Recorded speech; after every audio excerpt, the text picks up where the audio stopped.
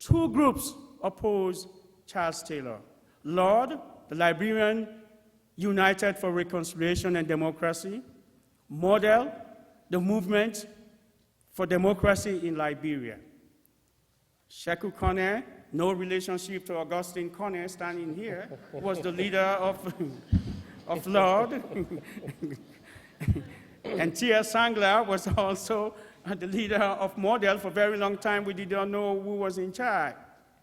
But it became very apparent that Lord was supported by some members from Guinea, and they were holding on to the northern part of the country.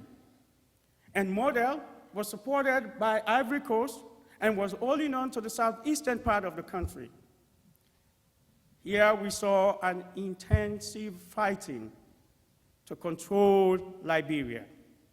And this was the time, and I must mention this, that Liberians looked up to the United States as a savior.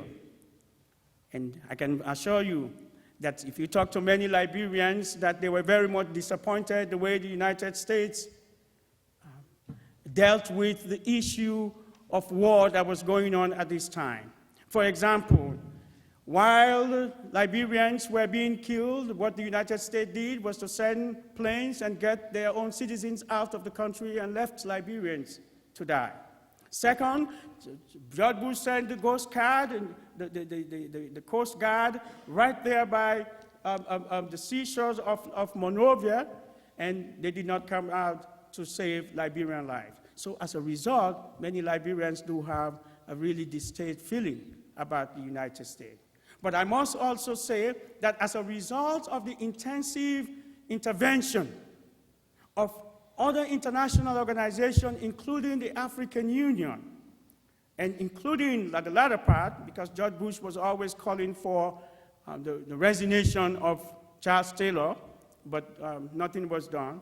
But because of this intervention by the African Union and others, we saw August 11. This is a date that many Liberians have come to see as a liberation day for Liberians.